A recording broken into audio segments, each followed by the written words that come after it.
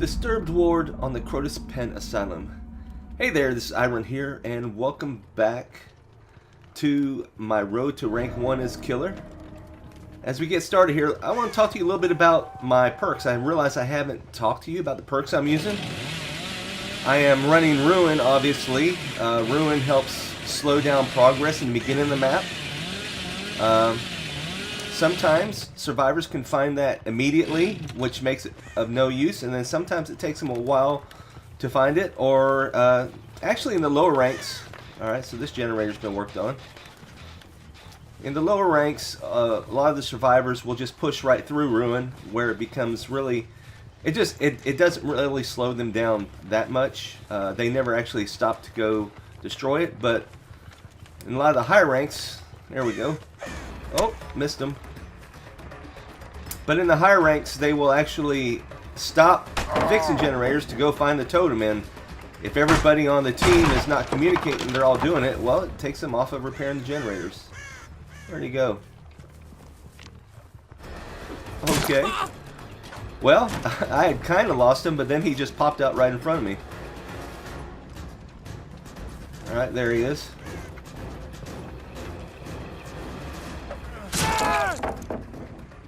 So right now we can kind of afford a chase. No generators done, and they haven't got ruined. Nope. There goes David. I might be able to make that. I did see Feng Min up there, so she may be going for the block. That should hit her out of the way. Oh, David came back. Alright. So Dwight got off. Let's see if it was worth it, David. Was it worth sacrificing yourself for him?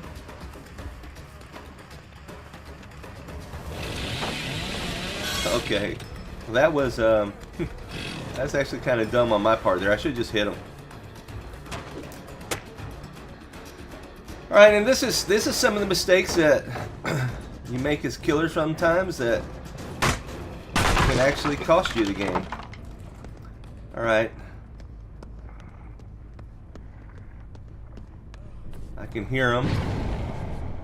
He's healing. He's upstairs. Uh-oh. And it wasn't David. It was Dwight. Alright. We got some pallets to break around here. Let's go take care of that real quick.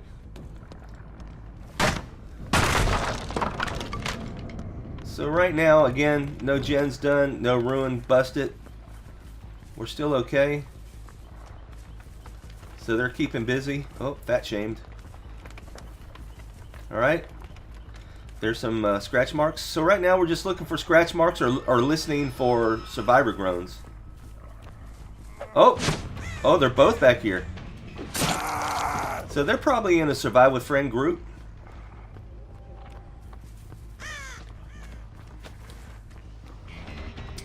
He was probably saying, hey, I'm back here, come get me. Because otherwise, very little chance that they had end up there together. Alright, let's get David up. Uh-oh, here comes Dwight for the pallet drop. And he missed. Oh! That was a dumb move, Dwight. Why didn't you run while you had the chance? Alright, so here I'm just going to go back and forth. I want to keep Dwight. There we go. I want to keep Dwight from running away, so I basically kept going back and forth to fool him. So now, even though I didn't get them before, now I got a 2-for-1. 2-for-1 special. Where'd you go? There you are. Alright. Let's see if there's a hook nearby that we can get you to. So probably less interference with Dwight this time, because they'll be probably going for the save. There is Quentin over there. And Quentin just ran into the shed. Oh, and David coming for the immediate.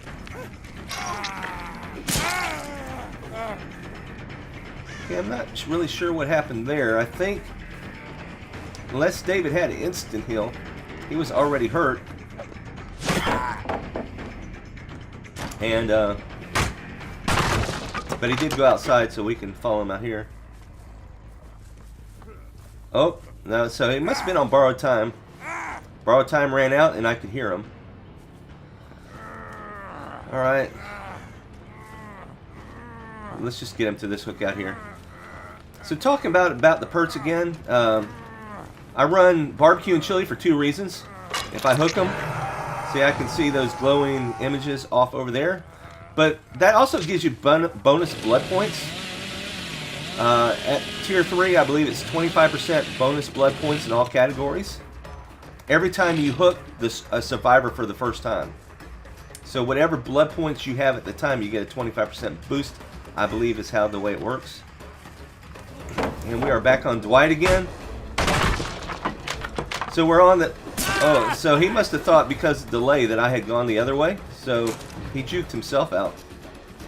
So we got David hooked for the second time. Hopefully we'll get Dwight here for the second time. Once he stops smacking me with all the pallets. Where'd you go, Dwight? There you are. Man, he got by me. He almost got away.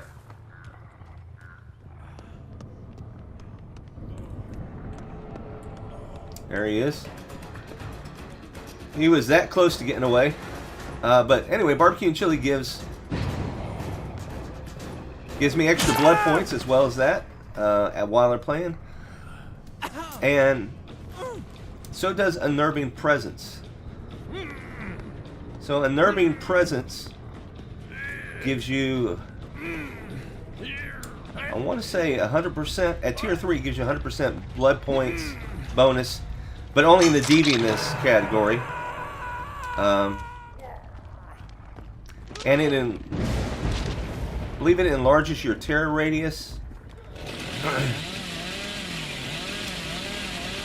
While distressing actually, I believe, enlarges your terror radius by 26% or something like that. So by running them together,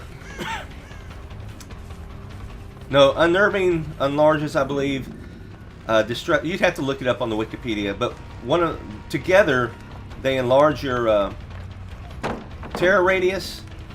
They make skill checks happen 10% more often, and the skill checks are success zones are 60% smaller. So basically, the skill check success zone at tier 3, that is, now it's different for each tier, so you'll have to read up on it, but makes it a 40% size of a normal skill check. So all that with Ruin just makes it a little bit harder for them to complete gens. Hopefully slows down the games for you a little bit. Sometimes give you notifications where they're at if they miss, if you're having a hard time finding them. So now they just got the first gen done. And we've had 4 hooks. And we are on June Death here. Now I've played against June Death in a couple other matches. They're probably one of the better players I've gone against as far as they don't fall for mind games as much, and she does, or he, whoever it is, does pretty good staying away from you. So really drawing this chase out. So now they're down. They've got 2 gens down and 3 gens. So Ruin's gone, and they're working on the gens. Now the smaller skill checks only happens to survivors that are in my terror zone. So if they're on the other map for me, they're not affected at all. Alright, so this will be the 5th hook of the game, if I get her hooked. But also it's the 3rd for barbecue and chili, so you'll see my stat go up. There you go. So the max stack you can get is 4. 1 for each survivor. But that just now gave me 25% more blood points, as well as let me know where some of them are. Now I saw scratch marks on the wall here, so yep, there, he went in here. Alright, and Quentin's already up there to help Feng Min. So we're going to go ahead and focus on Dwight here, since he hung around. And since they like to body block that hook, let's see if we can find another hook close by. There we go. Let's go over to this hook. Go around. See if they can get over here to help body block. Oh, he's struggling good. Alright. So there we go. First one down. Now, you get 4 points if they're completely sacrificed. So if I sacrifice David now, that'll be another 4 points. So that'll be 8 points. And I've already gotten June Death up once. So that makes 9 points. That'll be a pip. So one hook is 1 point. Completely sacrificed is 4 points. So I need to get David. And then the rest is gravy. If I can find them. They got 2 generators left. Or any of the other survivors.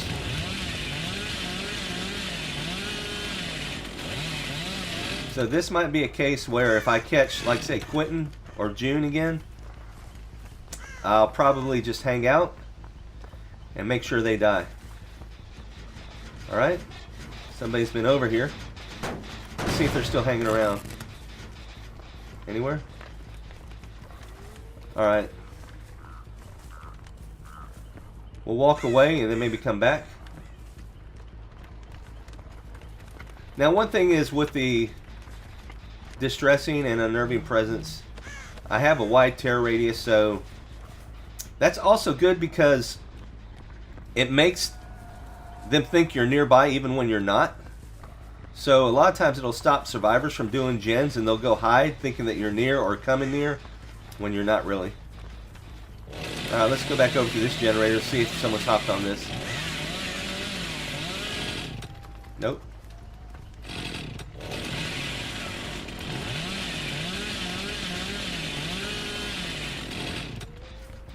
Alright. Digressing nicely.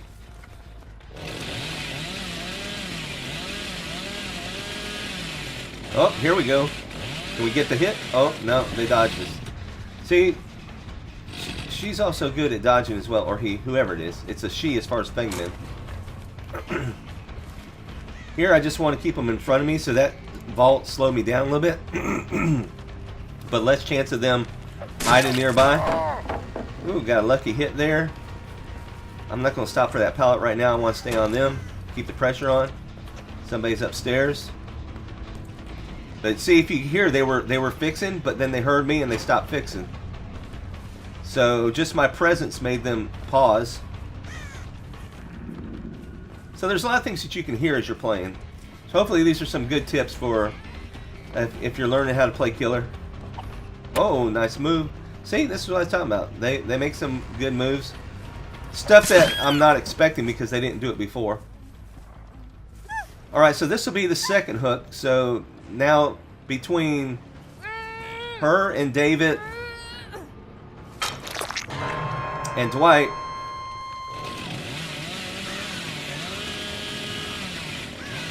I now have 8 points. 2 hooks per David and Dwight. I mean, per Fengman and Dwight. Oh, and oh gosh, I screwed that up. Now, if I can hook him,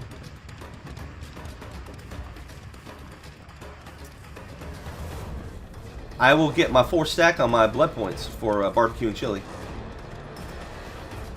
So he's the only one I haven't hooked yet, so I need to. He probably doesn't know that there are no. I'm making some bad plays here. Alright, let's go ahead. Now, this is a tough position. He might get off because I'm all the way upstairs.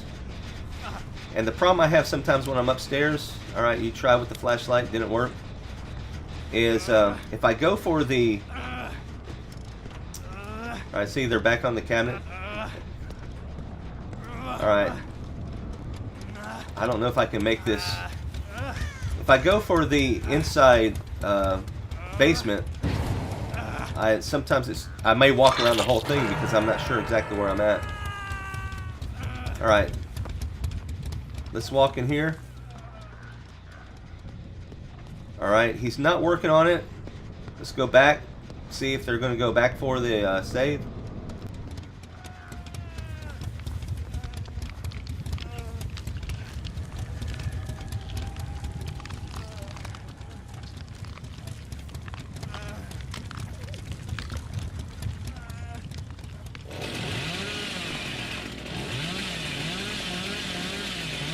Nobody over here. I'm trying to draw him out to get the save because I'd really like to get rid of David. I mean, he's one hook, he's done.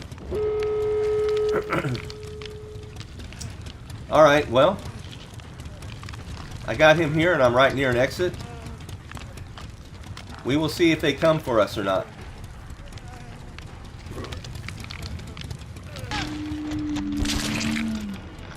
Nobody? Nobody makes the save, wants to be brave. So this is the one thing that you'll find. If they were a Survive with Friends group, they would probably try to come make the save. So you can kind of tell that either they're not a Survive with Friends group or he's not in the group. Or if they were higher ranks, like ranks 10 to 20, they would probably try to come make the save instead of just finishing up and getting out. But this seems to be a smart group of survivors.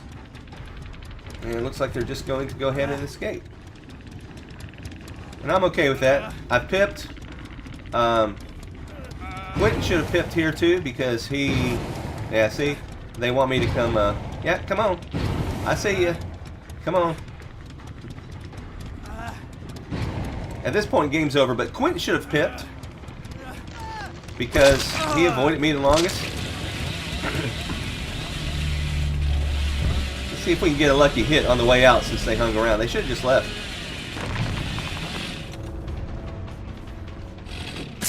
Alright. Let's see what the damage was.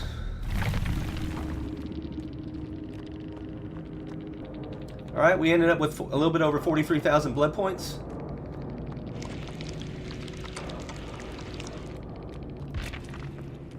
And as you see, Star the Lizuligans or whatever, 13,262. He pipped. Everybody pipped. Even old Tranny pipped. Everybody pipped in this game. Great game. Killer pip. Survivors pipped. Thanks for watching. Don't forget to leave your comments, like, subscribe. Until next time, this is iRun, and we'll see ya!